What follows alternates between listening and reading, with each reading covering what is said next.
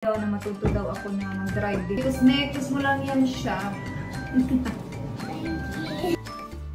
I love this. Ito lang yung ginamit kong pangtanggal ng aking makeup. So hi everyone! So this is the continuation ng ating vlog yesterday. So you can see, ganun pa din yung suot ko kasi mahaba na yung aking vlog. So sabi ko, i-cut ko na lang siya tapos i-continue natin. And then yung title ng vlog na to is Night Routine. So ngayon is mag-start na ako magluto ng aming dinner. So ito yung pinakita ko kanina na cauliflower at saka yung carrots. So pakuluan lang natin siya and then pag naluto, i-transfer natin dito. And then gagawa ako ng cheese sauce. So yun yung gagawin ko. Ilagay ko na din dito yung sausages for David at saka kay Kira. Hindi ako kakainin kasi hindi ako kumakain ng baboy. So yung kakainin ko baka jacket potato na lang ako at saka beans and then cheese. Yun. And then salad maybe sa side. So ito yung mga gagamitin ko sa paggawa ng cheese sauce. Ito. And cheddar cheese. And then itong cheese. Milk, butter, and then flour. Yun lang. And then i-cut natin to. And then i-air fry ulit natin. Okay. Si Kira nandun pa rin sa kwarto. Si Dave nag-shower. So 4:37 na. Maaga pa. Pero i-cut ko lang to para ready na mamaya pa. Ganyan lang yung pag-cut ko. Para madaling maluto. Grabe yung ulan. Hindi na nag-stop. Ganito din bukas. Ay, kung first time ko mag-drive yung bukas na maulan. Pero sabi ng aking instructor ba, maganda din daw na matuto daw ako na mag-drive din na iba-ibang panahon ba. Hindi lang yung sunny. Para ma-practice pa. Nahugasan ko na. Kahapon hinugasan ko tong air fryer. Mamaya hugasan ko na naman to.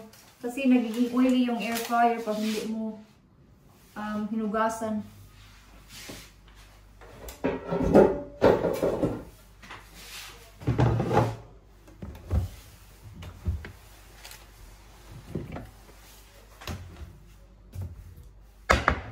Lagyan natin ng salt and pepper. Lagyan ko din ng konting garlic, rosemary, and then oil.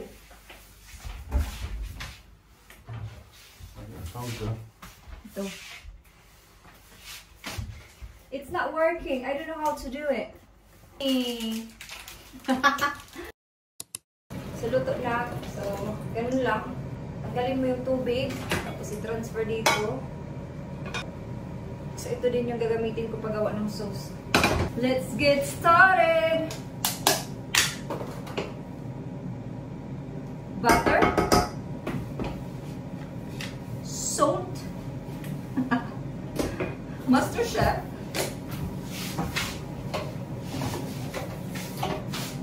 Tapos, i-melt muna natin yan per... Wala nang measure. Kasi chef naman ako.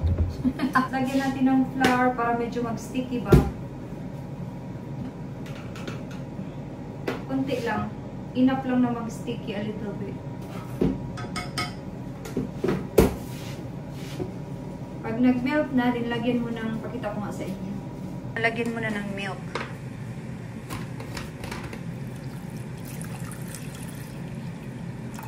Tapos niyan, lagyan mo ng cheddar cheese na powder.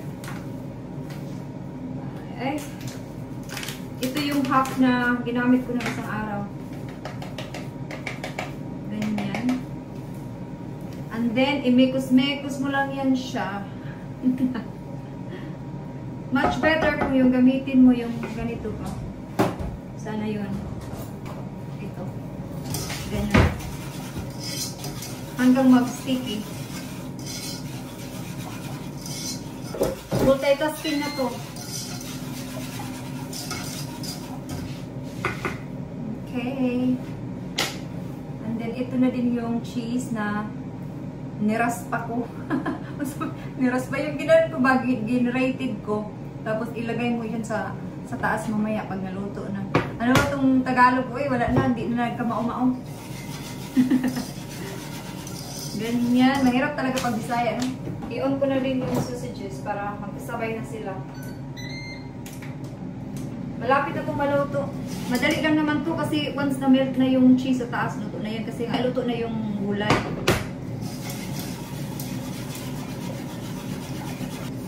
Mekos ulit! Thank you. Oh. So what you gonna say to Mami? Thank you. You're welcome.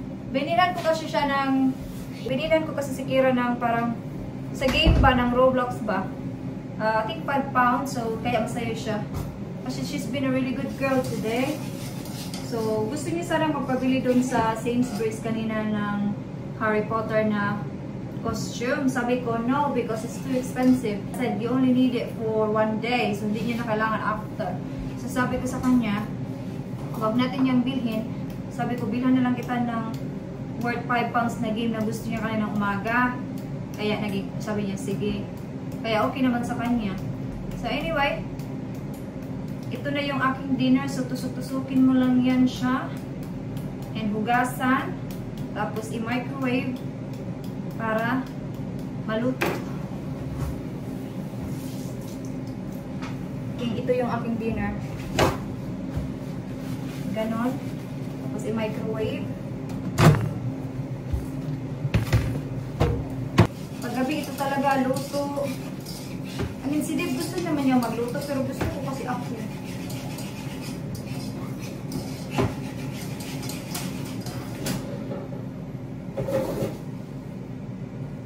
Yan siya. So, luto na. So, ilagay natin yan dyan. Grabe ang init. Ganyan.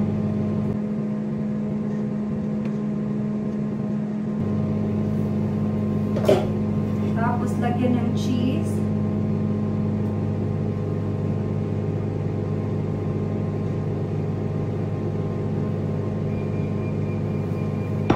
Ito yung tsura niya.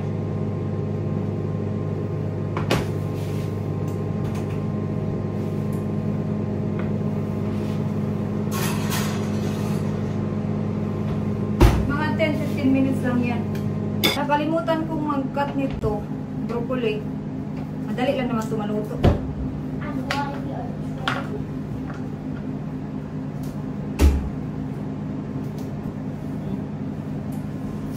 Hugasan.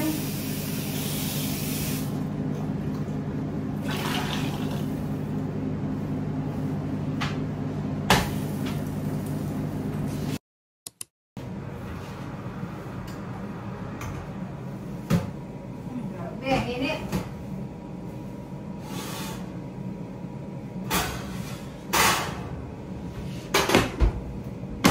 God, it's so hot. Favorite ko ni Kira. Kaya medyo damihan natin yung sa kanya. Hopefully maubos niya to kasi last time naubos niya. Ito yung kay Dave. Grabe, init. Nag-ano talaga ba? Nagbukal-bukal.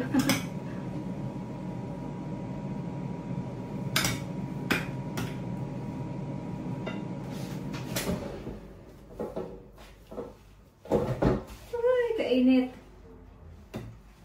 Siyempre girl, mainit talaga yan kasi okay. Yung kay Dave. Ito yung kay Kira. Tapos lagyan natin yan ng gravy. Ito na yung gravy. Kira, wash your hands!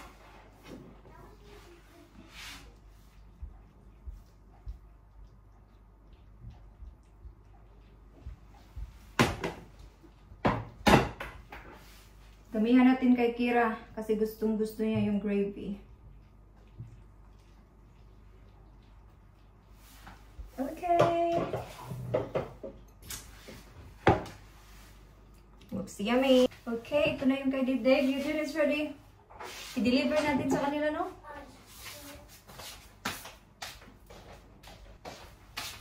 Okay, so yung sa chef is Siyempre yung si chef, simple lang. Pilitin natin yung beans. Nakalimutan ko. Saan ba yung takip?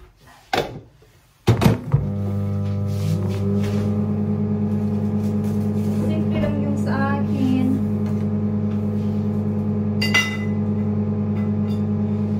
Lagyan natin ng butter. Maganito na rin ako kasi marami pa.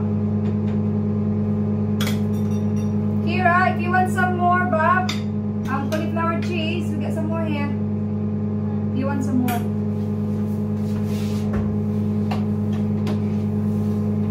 Can you please rate it from 1 to 10? Not yet. Naka-start niya lang, so hindi pa siya maka-rate.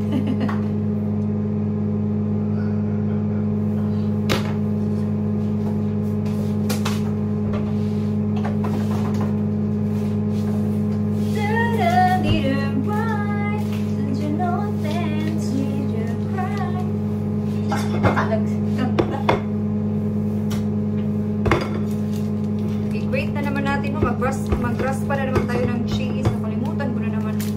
Nagamit ko kasi lahat sa cauliflower cheese. Dapat nagtira ako for jacket potato. Hindi lang naman kailangan.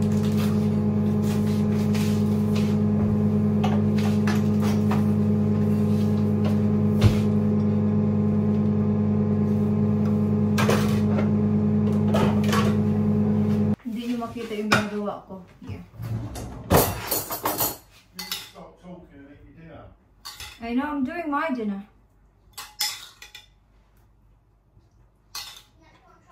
Kumain kasi ako ng kanin kanina sa lunchtime. Kaya medyo hindi ako gutom.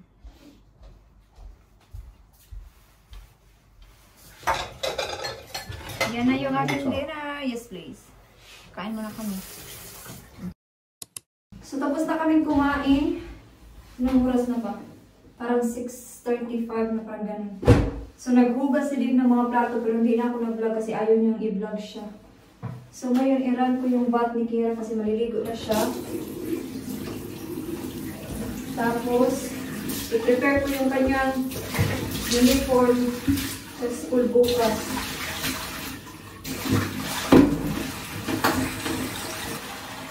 Normally, nag-shower siya pero gusto niya mag-bath tonight.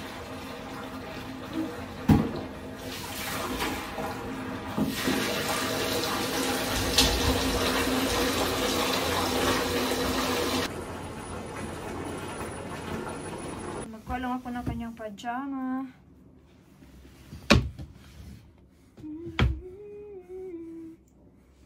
Farewell to you, my friend.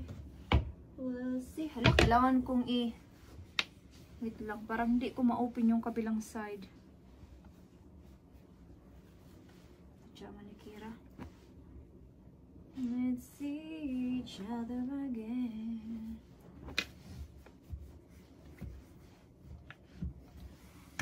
Puno na. Brush your hair. Tapos nang maligo si Kira. Okay. I'm fine. Show it to them, Bob. Show your glasses. Yung specs ni Kira is pang blue lights lang.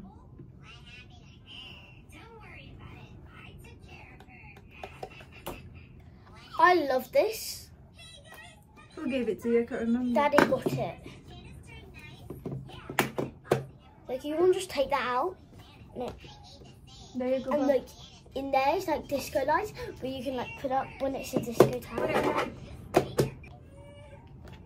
Are you going in the lounge now or are you staying here? You said you were going to watch me do the red dance.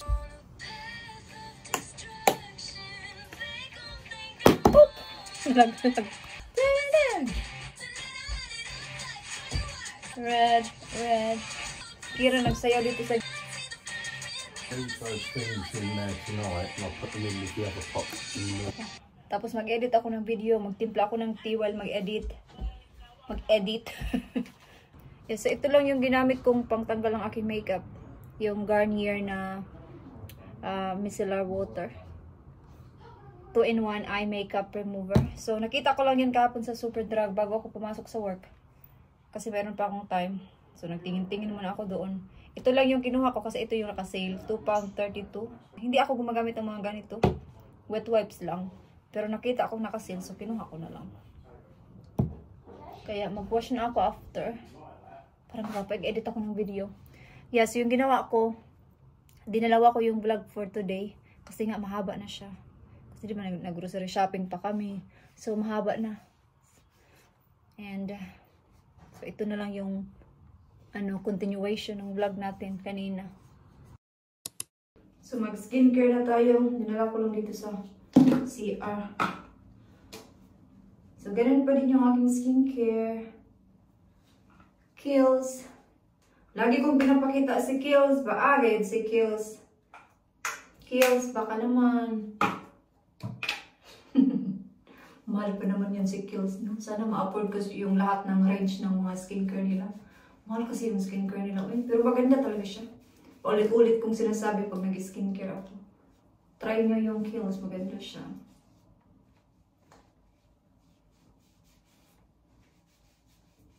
At nagtanggal na ako kaya ng makeup, diba? So, hindi na ito maraming dumi. Meron pa rin siya. Kaya, importante talaga na mag-wash ng face, tapos mag-toner, para tanggal talaga lahat. Kasi hindi pa rin siya natatanggal.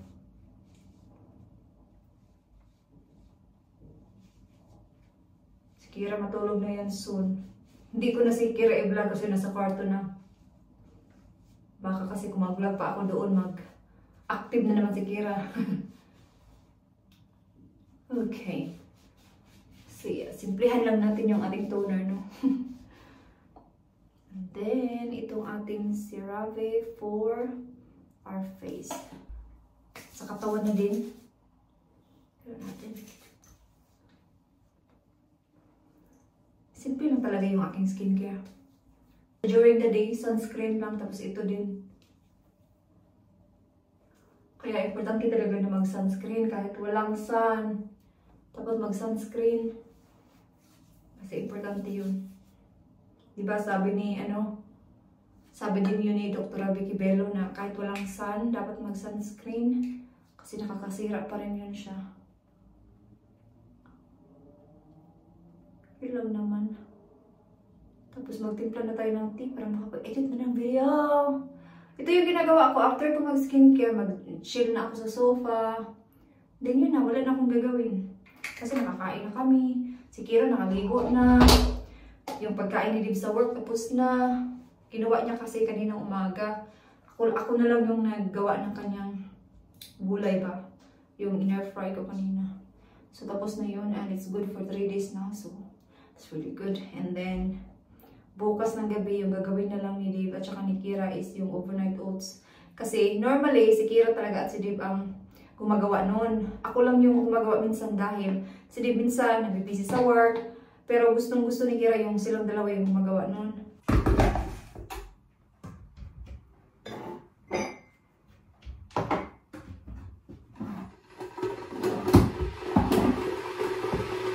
Ito na lang yung tea. Dalawa na lang. 3 na lang yung natira.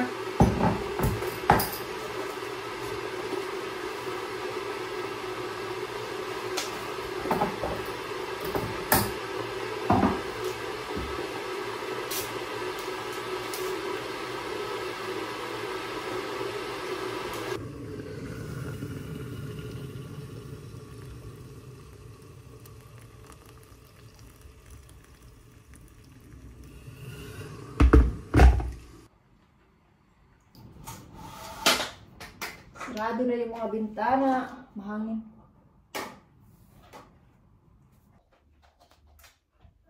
Yeah, so i-end ko na dito yung vlog. So tapos na yung aking night routine. Tapos na lahat. So yeah, i-end ko na dito. So thank you so much guys for watching this vlog. And I hope to see you guys on my next one. Bye-bye! Kaupo na ako dito para mag-edit. Yan yung aking tea. Good night! Bye-bye!